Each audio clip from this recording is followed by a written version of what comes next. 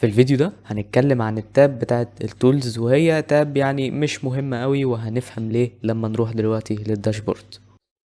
طبعا احنا رجعنا للداشبورد الجميلة بتاعتنا. التولز بتبقى موجودة هنا، وقبل ما نخش على التولز لازم نفهم اصلا التولز دي بتعمل ايه. بص، عشان ابقى صريح معاك، انا بحب ابقى حد صريح في الفيديوهات. آه يعني التولز احنا تقريبا مش هنستعملها خالص في الكورس ده، يعني ده هي انا بقولها لك على سبيل التعليم فقط. اما غير كده ليه التولز مش مهمة؟ عشان هي موفرة تولز مش مهمة يعني هي بجد بالبساطة دي.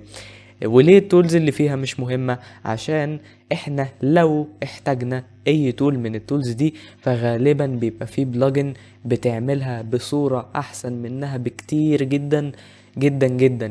يعني مثلا اهم التولز اللي موجودة في التولز، تعالوا ندوس عليها. تبقى الكاتيجوريز والتاجز كونفرتر، اللي انت لو عندك كاتيجوريز عايز تحولها لتاجز، ولو عندك تاجز عايز تحولها للكاتيجوريز. والكلام ده طبعا احنا هنفهمه في البوستس لما نخش على السيكشن بتاع البوستس، او يعني الفيديوهات الشرح بتاع البوستس نفسها نفهم ايه الفكرة دي.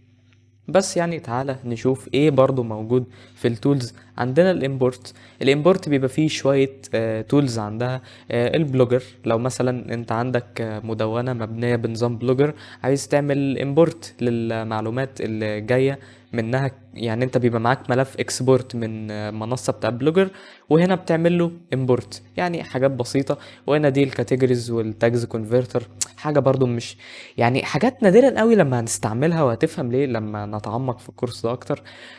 وشوية حاجات تانية، وبجد يعني حاجات ملهاش لازمة. يمكن اللي تكون مهمة شوية ال RSS feed الامبورت بتاعتها، والوورد بريس امبورت. لو انت مثلا عايز من موقع وورد بريس لموقع وورد بريس، عايز تنقل بوستات او صفحات او كومنتس كاستم فيلدز، هنفهم يعني ايه كاستم فيلدز دي قدام في الكورس.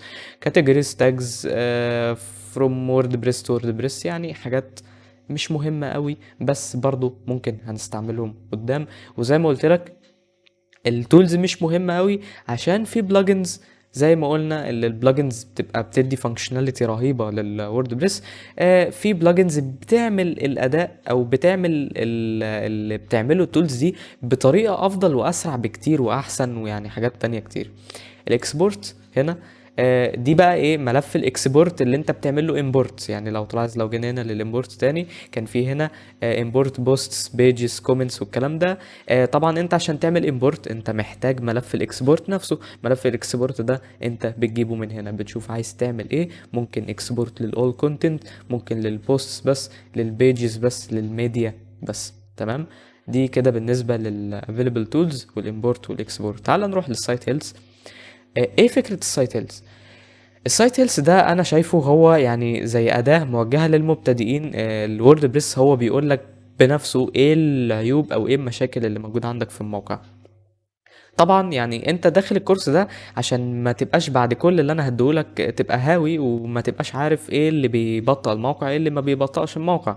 انا عايز اقول لك على اخر الكورس ده، انت من غير الاداة دي اصلا، انت من النظرة الاولى وبعض الفحص البسيط للووردبريس هتفهم الموقع ايه عيوبه وايه مميزاته على طول، وهتعرف ان انت تحل المشاكل دي. بس يعني السايت هيلث بيبقى قايل لك ايه؟ شوية معلومات عن الووردبريس نفسه، الفيرجن، النسخة بتاعته، اللغة، الاكتف سيم، الانكتف سيمز اللي موجودة، السيرفر ايه المعلومات بتاعته يعني. بس الميزة هنا اللي بيبقى فيه شوية معلومات مهمة تكنيكال قوي، لما تيجي بقى ايه تبدأ اللي انت ترفع الموقع وتشوف ايه المشاكل وايه العيوب اللي موجودة.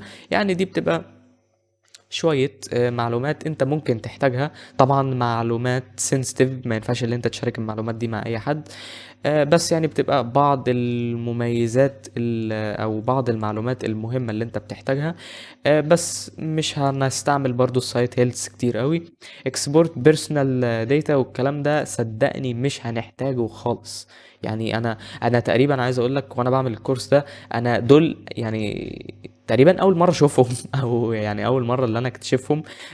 لا بهزر معاك عادي، انا عارف الحاجات دي، بس صدقني المعلومات دي مش مهمة ومش هتحتاجها، والتولز دي نادرا قوي لما هنقرب لها، الا في حالات نادرة في الكورس ده. تمام. دي كده كانت كل المعلومات اللي انت محتاج تعرفها عن التولز، وانت مش محتاج تعرف حاجة اكتر من كده عنها.